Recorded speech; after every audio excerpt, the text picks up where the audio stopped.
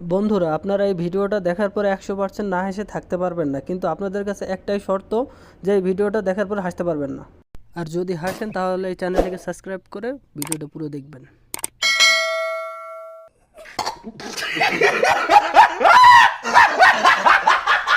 তো চলুন দেরি না করে এখনই ভিডিওটি শুরু করি।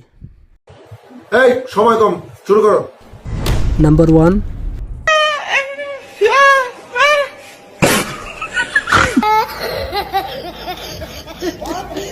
নাম্বার 2,